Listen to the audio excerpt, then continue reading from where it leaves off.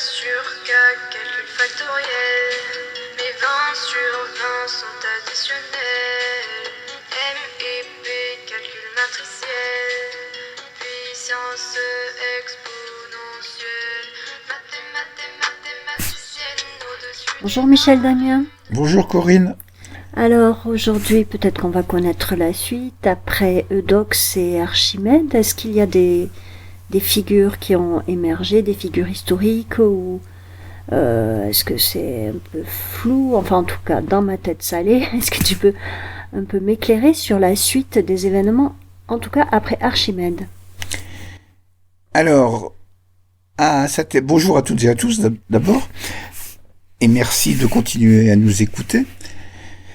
Et donc, après Euclide et Archimède, alors pour Euclide et Archimède, on n'est pas tout à fait certain de à quel endroit ils étaient exactement et comment ils ont travaillé. Mais en tout cas, ce qui s'est passé pour l'ensemble de l'intelligentsia grecque, c'est qu'il y a eu un déplacement vers Alexandrie.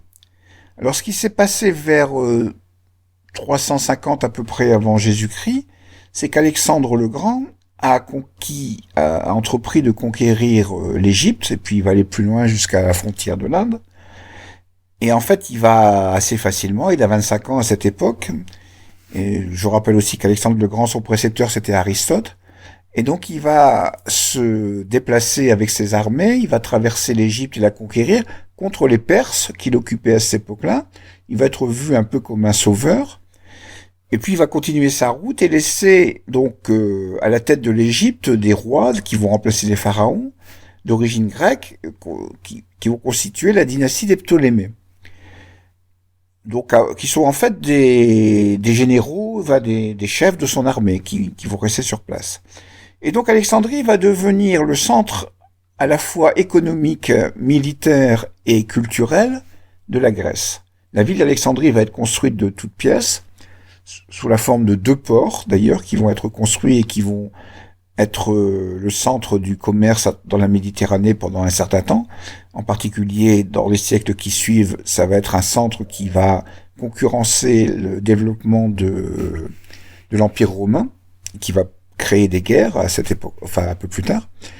Bon, nous, ce qui nous intéresse, c'est que, comme ça devient le centre intellectuel, on va dire, de la Grèce, eh bien, les mathématiciens grecs vont se déplacer ou naître aussi à Alexandrie.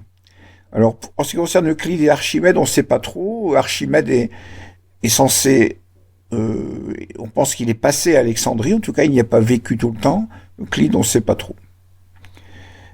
Et donc la question maintenant, pour nous, c'est comment se sont développées les mathématiques dans cette nouvelle période. D'accord, tu peux repréciser la date s'il te plaît? Alors la construction d'Alexandrie, le début, je pense que c'est autour de 350 avant Jésus-Christ.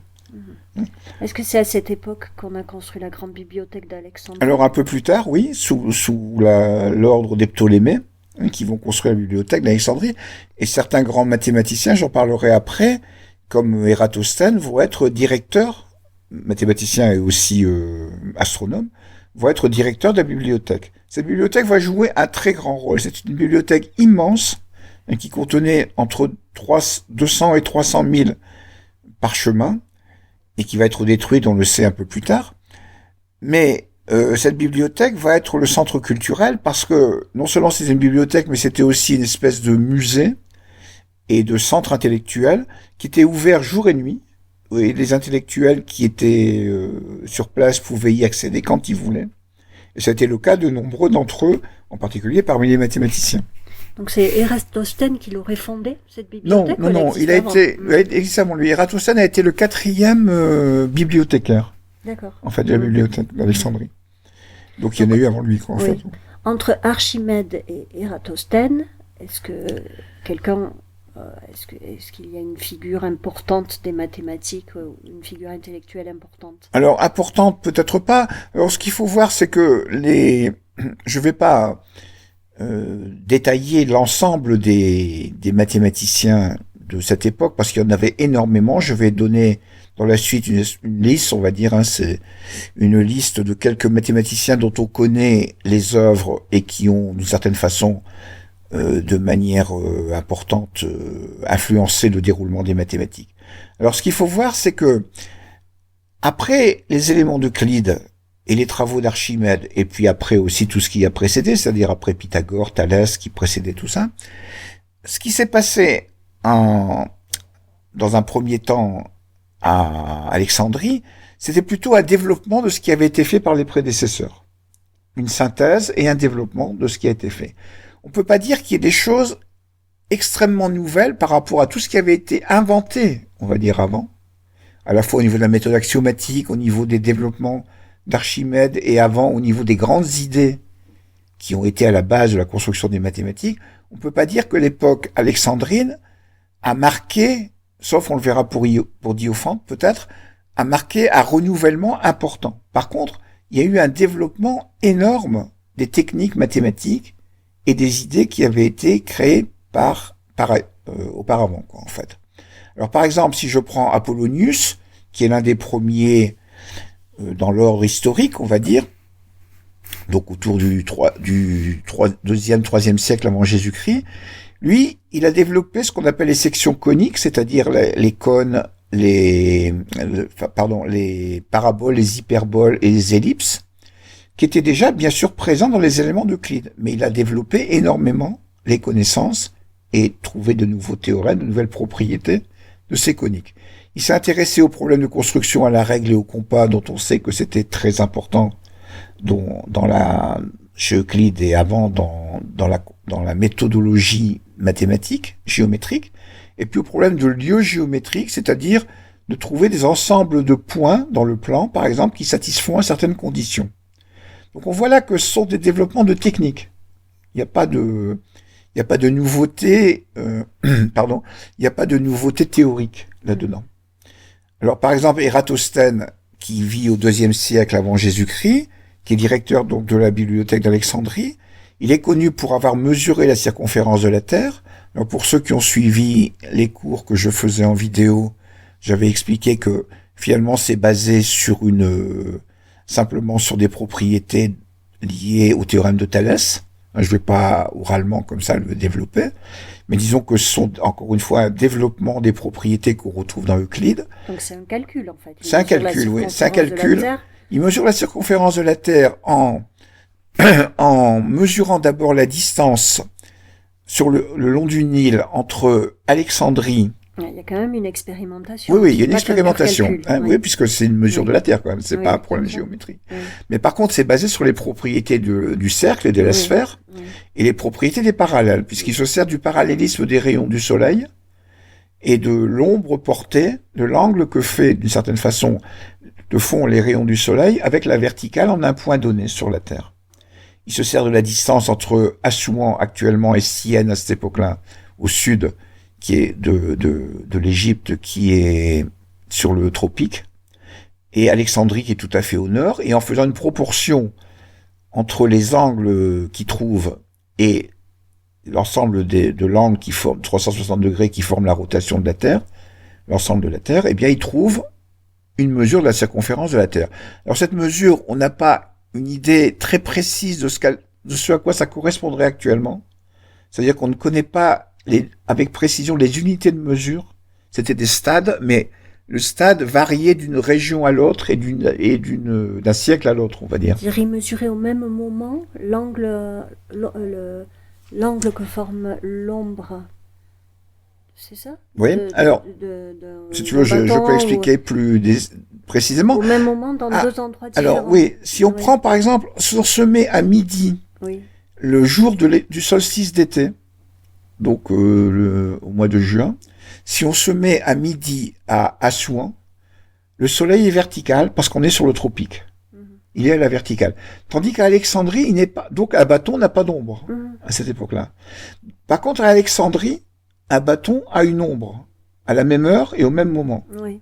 Et donc, en mesurant l'angle que fait l'ombre par rapport à l'angle qui n'existe pas de l'autre côté, donc la différence des deux angles, il en déduit la circonférence de la Terre. Comment il pouvait être sûr que c'était prêt au même moment, exactement au même moment? Alors, ça, je sais pas trop. À vrai dire, je pense qu'il y a eu toute une expérimentation. Effectivement, c'est quasiment une méthode expérimentale, déjà pour mesurer la distance Alexandrie Assouan, c'est pas évident. Alors ça, on sait qu'il avait des esclaves qui ont fait le trajet, puis lui, il a fait le trajet avec eux. Ils ont mesuré, ils avaient des instruments de mesure de distance et de temps. Pour mesurer l'heure, ça, je pense qu'il suffit ils avaient des clés de tir, en fait, pour mesurer le temps. Ouais. Donc, il fallait, d'une certaine façon, chronométrer le moment où ça se passait, quoi, en fait. Ouais. Donc, il est connu pour ça, hein, la mesure de la circonférence de la Terre. Il est connu pour une autre Ératosthène, donc toujours, hein, je parle d'Ératosthène, il est connu pour une autre méthode qu'on appelle le crible d'Ératosthène, qui n'a rien à voir avec ce qui précède, c'est-à-dire le crible d'Ératosthène, c'est une méthode pour déterminer les nombres premiers. Alors ça s'appelle un crible, parce qu'on prend les nombres entiers, donc à partir de 1, on va dire, ou de 2, puisque les nombres premiers, on considère pas que 1 soit un nombre premier, donc on part de 2, et puis on va faire une espèce on va les cribler, hein, comme quand on crible du sable pour trouver de l'or, avec je sais pas comment ça s'appelle d'ailleurs cet instrument. Et donc, voilà comment on fait, Un tamis. Comment? Un tamis. Un tamis, oui, c'est ça. Et voilà comment on fait avec la méthode d'Ératosthène. On prend 2. 2, c'est un nombre premier parce qu'il n'a que 2 diviseurs. 1 et lui-même. 1 et 2. Donc, on prend 2. Et maintenant, on considère tous les multiples de 2. 4, 6, 8, 10, 12. Ceux-là ne sont pas premiers. Ils sont divisibles par 2. Donc, on les barre tous. Parmi ceux qui restent, le prochain, c'est 3. C'est un nombre premier. Et on va barrer tous les multiples de 3, qui ne sont pas des nombres premiers. Le prochain qui va rester, ça va être 5. Et de proche en proche, on va trouver comme ça tous les nombres premiers. Donc le crible, ça consiste à faire une espèce de tri des nombres, en supprimant petit à petit tous ceux qui ne nous intéressent pas. Comme quand on supprime le sable pour garder l'or dans le tamis. Sauf qu'il faut un tamis infini, quoi. Oui, bien sûr. Effectivement. Mais c'est une expérience de pensée quand même. Ouais. On fait pas ça avec un tamis.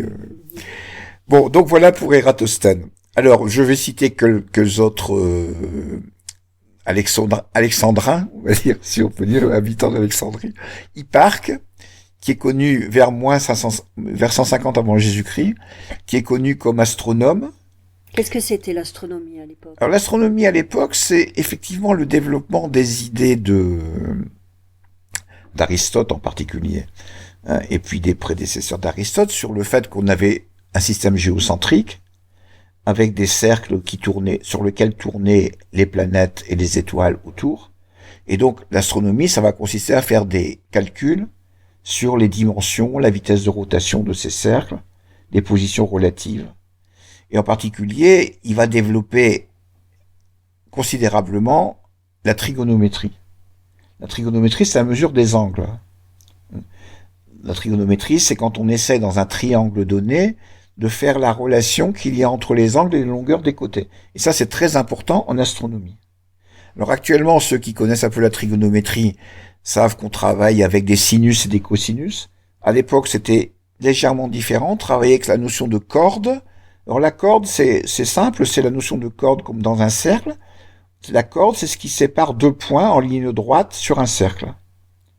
Et donc, en mesurant les cordes, par rapport à l'angle au centre, qui contient ces cordes, on obtient des relations trigonométriques. Et Hipparque, est connu pour avoir développé énormément cette technique de calcul des distances en particulier dans l'univers, mais aussi sur Terre. À vrai dire, on peut s'en servir sur Terre aussi. Toutes les mathématiques ont commencé avec l'étude, enfin le calcul sur les angles, à partir des angles.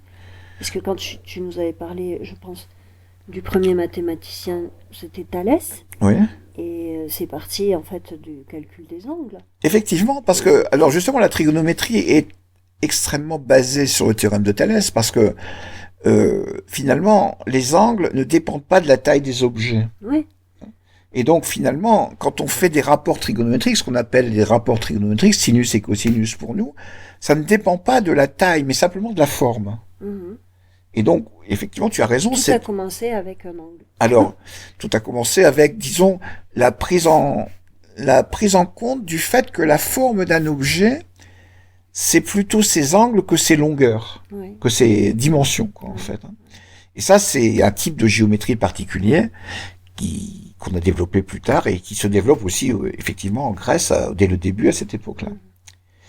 Donc après Hipparque, on retrouve au 1er siècle après Jésus-Christ Héron d'Alexandrie, qui lui va travailler énormément sur les aires et les volumes des surfaces, c'est-à-dire comment on calcule la surface d'un triangle, comment on calcule le volume des objets, comme un cône, une sphère, bon, il y en avait certains des résultats étaient connus bien avant lui, mais lui il a développé, en particulier pour les aires, des formules.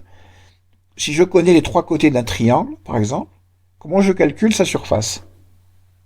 Alors c'est une formule pas très simple, hein, qu'on n'apprend pas d'ailleurs en général au collège ou au lycée, mais qui a été trouvée par Héron d'Alexandrie. Donc un développement technique, on va dire, un développement, mais qui est basé entièrement sur la géométrie d'Euclide. C'est-à-dire que les démonstrations faites par Héron d'Alexandrie, alors je ne sais pas si on les connaît par les textes ou si on les a reconstitués, parce que c'est compliqué, il y a eu vraiment beaucoup de choses qui ont été perdues, puis après beaucoup de choses qui ont été retrouvées tardivement. Mais en tout cas, ce qu'on sait actuellement, c'est que bien entendu, on peut faire le calcul de l'aire d'un triangle à partir de ses côtés en utilisant les théorèmes d'Euclide. Donc Euclide reste finalement la référence pour ça. Ensuite, je continue un peu la litanie des grands mathématiciens et aussi astronomes et physiciens et puis quelquefois philosophes aussi. Donc il y a Héron d'Alexandrie. Non, pardon, Héron d'Alexandrie, je viens d'en parler, oui. Il y a Ptolémée. Ptolémée qui vit un peu plus tard, enfin, encore que les dates ne sont pas toujours assez précises, et donc 150 après Jésus-Christ.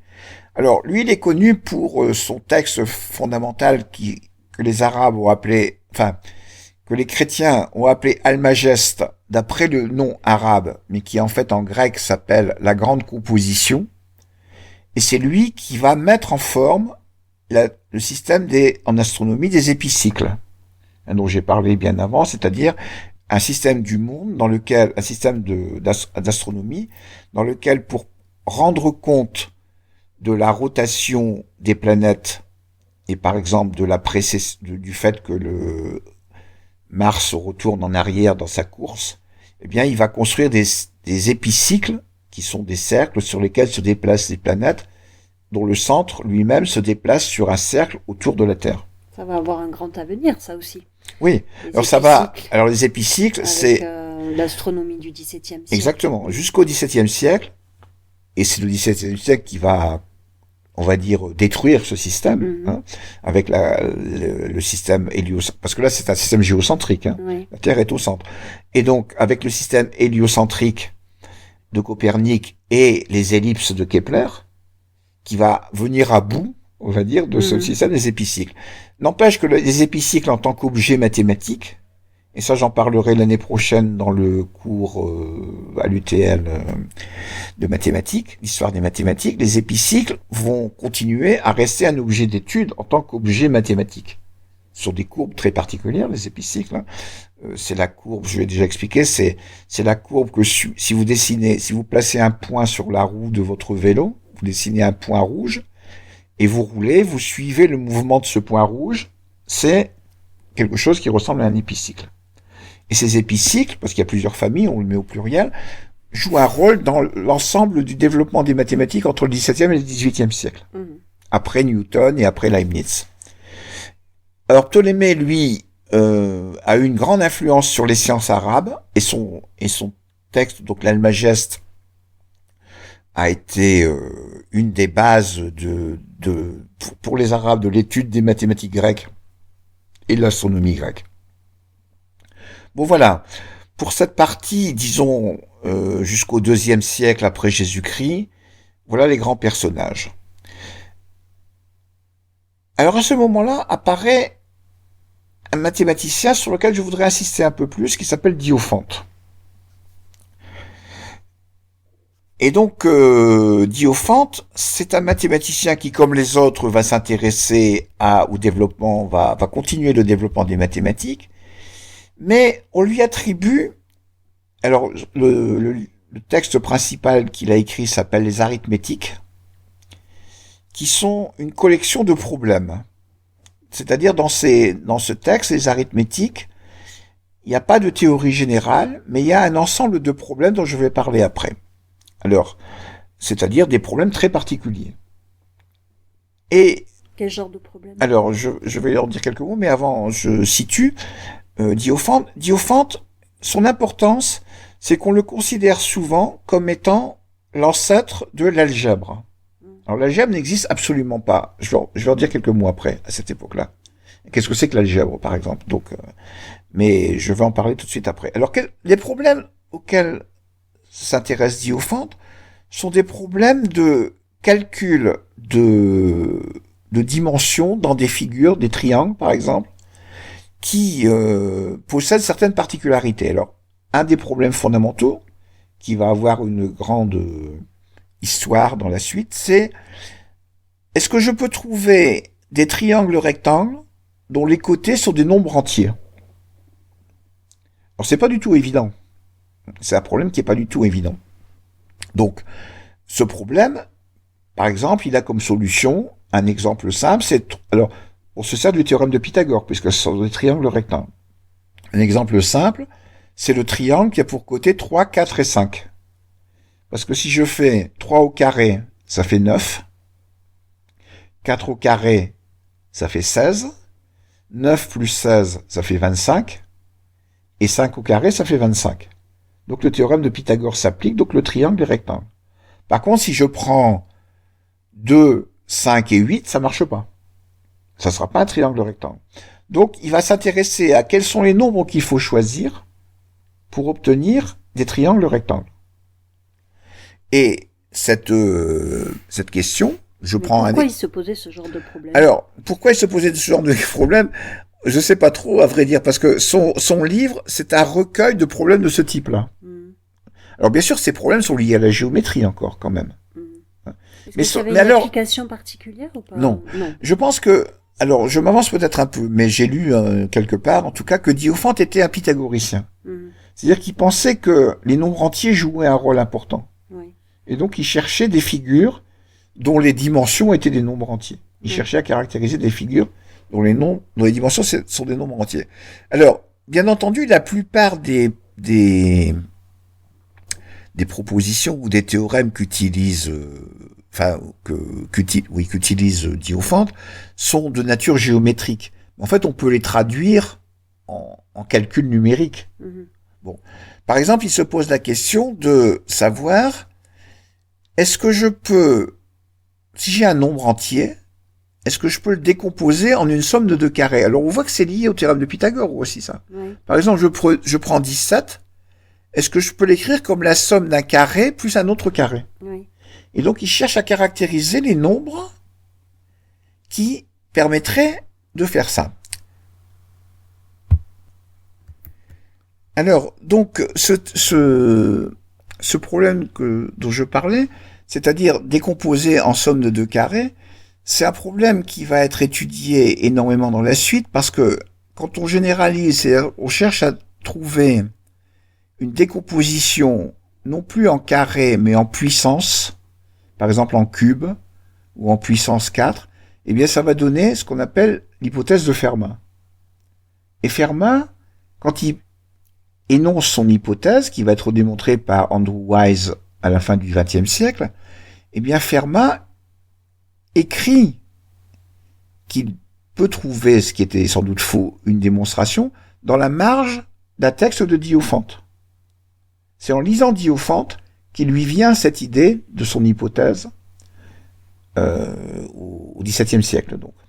Alors je vais parler, pour introduire cette idée de l'algèbre chez Diophante, je vais prendre un autre exemple, qui est connu pour ceux d'entre vous qui ont enseigné les mathématiques ou même qui ont étudié les mathématiques au lycée, un exemple qu'on emploie très souvent au niveau de la seconde, par exemple. C'est trouver deux nombres connaissant leur somme et leur produit. Par exemple, alors, encore une fois, Diophante ne traite que des exemples, trouver deux nombres dont la somme est égale à 20 et dont le produit est égal à 96. Donc, je sais qu'en ajoutant ces deux nombres, je trouve 20. et en les multipliant, je trouve 96. Quels sont les deux nombres? C'est un peu une devinette. Et voilà comment il procède. Il dit, je considère la différence des deux nombres, que je ne connais pas. Alors c'est là qu'intervient l'idée d'algèbre. C'est-à-dire qu'il va raisonner sur quelque chose qu'il ne connaît pas. Ça serait le x dans l'algèbre. Alors bien sûr, il n'utilise ni x, ni les méthodes de multiplication, enfin les symboles de multiplication. En fait, ce sont des phrases chez lui. On appelle actuellement ceci l'algèbre syncopée. Et donc, il dit, considérons la différence des deux nombres et divisons-la par 2. Alors maintenant, il dit que 10 plus cette différence divisée par 2 et 10 moins cette différence divisée par 2, quand je multiplie les deux nombres dont je viens de parler, je dois trouver 96. Et il en déduit que le nombre qui cherche la différence est égal à 4 et que les deux nombres sont 12 et 8. Alors je ne fais pas le détail là, oralement, il faudrait l'écrire. Mais en fait, ce qui est extrêmement important dans ceci, c'est qu'il est en train de raisonner sur des quantités qui n'existent pas. Qui ne connaît pas, pardon. Oui. Qui ne connaît pas. Et en raisonnant avec un calcul que l'on fait habituellement, ce que faisaient les Grecs, avec des calculs sur des quantités qu'ils connaissaient, toute la géométrie grecque est basée sur des raisonnements, sur des calculs, sur des quantités qui sont données dans l'énoncé. Tandis que là, il anticipe le résultat. Alors, il l'appelle pas X, bien entendu. Mais nous, on l'appellerait X. Il anticipe le résultat dont il a besoin et il va calculer dessus comme s'il le connaissait. C'est la première fois qu'on fait ça? Alors, historiquement, on considère que c'est la première fois qu'on fait ça. Ça ne veut pas dire qu'il n'y a pas eu des traces quelque part ailleurs. Ça, c'est difficile de le savoir. Donc, moi, je me base sur les textes historiques. On considère, sur l'histoire des sciences, on considère que c'est le premier à avoir fait ce genre de choses. Alors, il se sert de la chose qui manque. Voilà. Il intègre la chose qui manque dans le calcul. Exactement. Et c'est on le faisait pas avant, quoi. Non, on le faisait pas avant. Que des choses alors, par exemple, ouais. oui, c'est ça, donc des choses qu'on connaissait. Si on prend un raisonnement chez Euclide, puisque c'est quand même la référence, eh bien, il va considérer qu'il connaît certaines longueurs, certaines hauteurs, certaines largeurs, il va les manipuler entre elles, mais jamais ne va intervenir quelque chose qu'il ne connaît pas. Mais ça, c'est une avancée phénoménale. Alors, c'est une avancée phénoménale, et d'ailleurs, quand on est enseignant, on sait bien que quand on enseigne ça, c'est-à-dire au niveau de la 5e, par exemple, et de la 4e, c'est un pas épistémologique important. Et oui. C'est-à-dire que c'est souvent un obstacle, pas seulement un pas, mais aussi un obstacle épistémologique. C'est-à-dire que c'est extrêmement difficile, dans un premier temps, d'assimiler cette idée. Donc il a cette idée de travailler avec les opérations habituelles, de travailler sur des idées, sur des nombres qui ne sont pas encore connus. Alors ces nombres, d'ailleurs, il les représente déjà par des abréviations. Comme nous, on va l'appeler X. Au lieu de dire la longueur, on va dire X. Alors les abréviations jouent pas exactement le même rôle que nos variables à nous, que nos inconnus. Mais en tout cas, il y a déjà le prémisse de ça. Par contre, il n'a pas du tout... et donc, les démonstrations sont des phrases. C'est des démonstrations littérales, on dirait. Alors, ça, c'est très important. Et j'en parlerai l'année prochaine si je continue cette émission, si nous continuons cette émission de radio. Quand je commencerai l'étude de l'algèbre arabe, puisque ce sont les Arabes qui vont reprendre cette idée, et qui vont développer un calcul sur les inconnus, qu'on appelle l'algèbre maintenant. Même à l'époque des Arabes, il n'y avait pas encore ces inconnus notés par des lettres et ces opérations notées par des signes. C'était une algèbre littérale, au sens où elle était parlée, quoi, d'une certaine façon. Mais ça, on en parlera l'année prochaine, donc, il faudrait commenter les textes d'Al-Khwarizmi, par exemple, au 8e siècle, pour comprendre ce que ça veut dire. En tout cas, là, je vous ai donné un exemple de la façon dont ça s'est fait chez Diophante. En tout cas, j'imagine qu'on ne compte plus de la même façon à partir du moment où on intègre la part manquante La chose Ah, qui tout à manque. fait, ça a révolutionné En fait, complètement. on ne peut plus raisonner de la même façon. Oui, oui. C'est... Alors c'était d'autant plus. Alors un obstacle qu'il a rencontré sans doute, enfin ça c'est difficile de reconstituer le cheminement de ce qui s'est passé, c'est le fait que en mathématiques, si je raisonne sur des grandeurs comme on va l'appeler x, hein, bon là par exemple je dois les multiplier les grandeurs inconnues. Mais le problème chez les Grecs, c'est que si je multiplie deux longueurs, j'obtiens une surface. Donc il y a un problème d'hétérogénéité qui fait que la multiplication n'est pas ce qu'on appellerait en mathématiques actuelles une opération interne. C'est-à-dire que la multiplication, si je prends des longueurs qui sont en mètres, quand je les multiplie, j'obtiens des mètres carrés. Et donc ça pose un problème épistémologique important. C'est un obstacle épistémologique dans le sens où on peut pas développer, tant qu'on a cet obstacle-là, on peut pas développer un calcul algébrique. Et ça va se faire, il va falloir 1000 ans pour arriver à développer ça. Faut bien se rendre compte. Même plus que 1000 ans, parce que Pappus, Diophante, c'est 2e siècle après Jésus-Christ. Al-Khwarizmi, c'est 8e siècle après Jésus-Christ. Donc ça fait 600 ans après. Mais Al-Khwarizmi reste dans cette idée développe cette idée, mais ça ne va pas jusqu'au bout de ce qu'est l'algèbre actuelle. Et il faut attendre, en gros, Descartes pour que ça devienne vraiment l'algèbre actuelle. C'est le début du XVIIe siècle. Donc c'est 1500 ans pour développer cette idée-là, cette technique. C'est quand même assez prodigieux de voir ce que ça a pris comme temps et quel obstacle ça représente. Ça m'étonne pas que j'ai pas compris moi en 5e, si ça a pris 1500 ans. Eh ben, ça m'étonne pas, non pas que tu aies pas compris, mais moi je me souviens très bien que lorsque j'étais au collège, ça a été pour moi une épreuve de comprendre ça. Et même que j'ai dû me faire aider par quelqu'un de ma famille qui avait fait des études un peu plus que les autres et qui a réussi à débloquer. Je me souviens plus très bien d'ailleurs. Ça serait intéressant que je puisse le retrouver. Mais comment ça s'est débloqué dans ma tête? Parce que je ne comprenais pas cette histoire d'inconnu. Comment on pouvait calculer sur quelque chose qu'on ne connaissait pas? Oui, en tout cas, ça me paraît vraiment fondamental. Ah ouais, c'est extrêmement intéressant. Tu as cité le nom de Pappus à l'instant. Oui, c'est un peu parce que j'ai anticipé. Tu voulais nous parler de Pappus. Oui.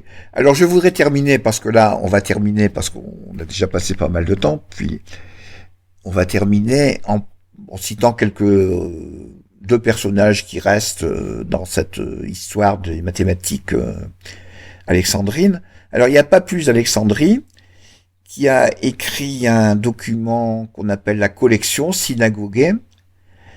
Alors c'est l'importance de Pappus, c'est au IVe siècle après Jésus-Christ, donc on est vers la fin de l'époque alexandrine.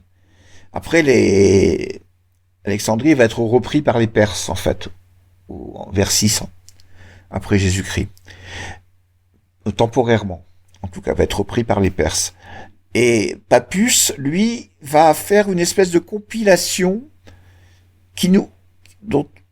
grâce à laquelle on connaît actuellement la plupart des grands traités mathématiques grecs. C'est grâce à Pappus, en fait. Pappus a cité énormément de textes, énormément d'auteurs mathématiques. Il a lui-même créé un théorème qu'on appelle le théorème de Pappus. Alors ce théorème de Pappus, c'est un théorème de géométrie, bien entendu, donc tout à fait dans la ligne classique, non pas de Diophante, mais des autres mathématiciens grecs, depuis Euclide. Alors ce théorème de Pappus, il a une grande importance dans ce qu'on appellera plus tard la géométrie projective. Alors je ne vais pas le détailler ici parce que je pense que je ferai des cours là, dans les années qui suivent là-dessus. C'est-à-dire c'est un théorème qui permet de prouver l'alignement de certains points dans des configurations particulières. Alors ce théorème, Pappus le démontre en prenant des points qui sont situés sur des droites. Mais en fait, c'est un cas particulier d'un théorème que Pascal, donc au XVIIe siècle, va démontrer, qui se généralise non pas aux droites, mais aux coniques, c'est-à-dire aux ellipses, aux paraboles et aux hyperboles. Et en ce sens-là, on peut dire que c'est l'un des fondements de ce qu'on va appeler plus tard la géométrie projective, c'est-à-dire la théorisation de la perspective, en fait. Mais ça, c'est après le XVIIe siècle. Voilà pour pas plus. Et puis je voudrais terminer par une femme mathématicienne, Hypatie d'Alexandrie, donc qui est une grande intellectuelle, qui est née vers 360 et qui a été assassinée par les chrétiens en 415. Elle a été lapidée, non? Lapidée, oui. Alors je dis assassinée, effectivement, elle a été lapidée. Alors pour des raisons compliquées, politiques, idéologiques, elle n'était pas chrétienne elle-même, mais c'est pas pour cette raison-là qu'elle a été lapidée. C'est pour des raisons de conflit entre les différentes communautés qui vivaient à Alexandrie à cette époque. Son père était un grand intellectuel et mathématicien qui lui a enseigné au départ les mathématiques. Elle est devenue elle-même, donc je l'ai dit, une grande intellectuelle, pas seulement mathématicienne. Elle a écrit des commentaires très, très connus dans la suite sur Diophante et sur Apollonius. Et elle était aussi quelqu'un qui a enseigné énormément à Alexandrie, qui était connu pour donnant des leçons de mathématiques, publiques d'ailleurs, et qui a de cette façon permis le développement des connaissances de son époque en mathématiques. C'est avec elle qu'on finit cette période? Alors c'est avec elle qu'on va finir cette période. Je n'ai pas cité bien entendu tous les mathématiciens qui avaient à cette période, et donc je vais m'arrêter là. Je pense que pour cette année universitaire, on va dire, ça va être la dernière émission que l'on va faire, parce que commencer une prochaine émission, ça serait commencer les mathématiques arabes, et je pense que c'est un peu dommage. Je commencerai l'année prochaine, au mois de novembre. Tu dis les mathématiques arabes, c'est quel siècle? C'est 10e, non? Huitième. À partir du 8e siècle. Donc tu vas sauter quand même quelques siècles là, entre Hypatie tout simplement et parce Arabes. que entre Hypatie, il y a peut-être eu quelques mathématiciens moins connus qui ont suivi Hypatie, puisqu'il reste encore un siècle avant, à peu près un siècle et demi avant que... Les chrétiens ont développé quelque chose, les premiers chrétiens? Non, pas vraiment. Non. Dans l'Empire romain, et puis chez les chrétiens, il n'y a pas eu de mathématiques. Il y a eu des commentateurs, il y a eu des trucs, mais il n'y a pas eu de grandes découvertes mathématiques.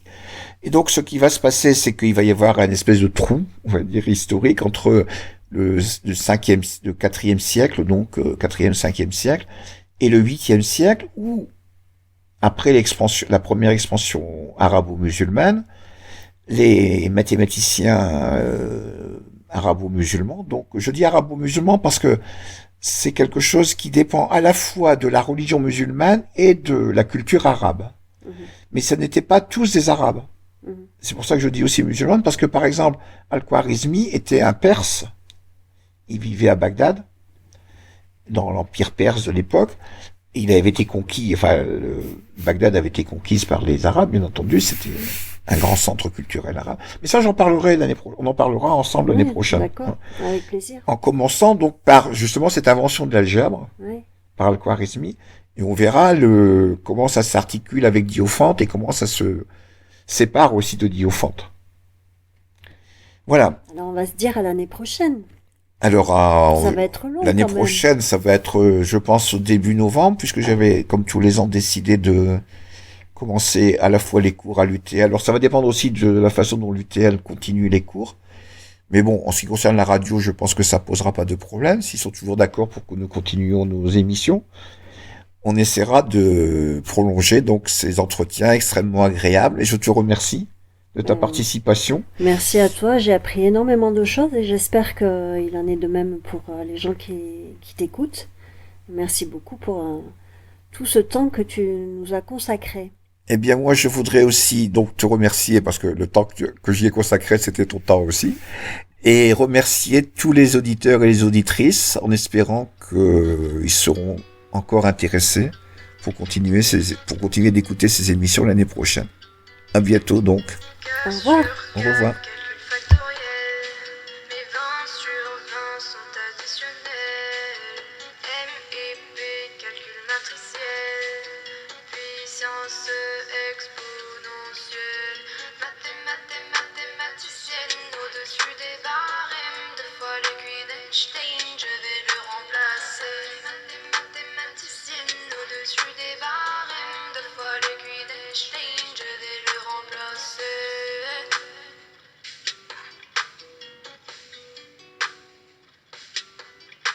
Ma vie est algorithmique, c'est une base canonique. La prépa c'est passé vite, c'est passé comme un pique-nique. Tu bailles pendant que je travaille. Et j'ai pas paniqué. C'est pas les maths qui t'ont niqué, qui les a raquettés. C'est vraiment pas très compliqué. Que les maths appliquées, tout le monde est choqué. En maths, t'es vraiment baraqué. C'est toi qui les as fabriqués. Je crois que la mouche Einstein m'a piqué. Oh ouais, elle m'a piqué, maintenant je suis trop forte. Je suis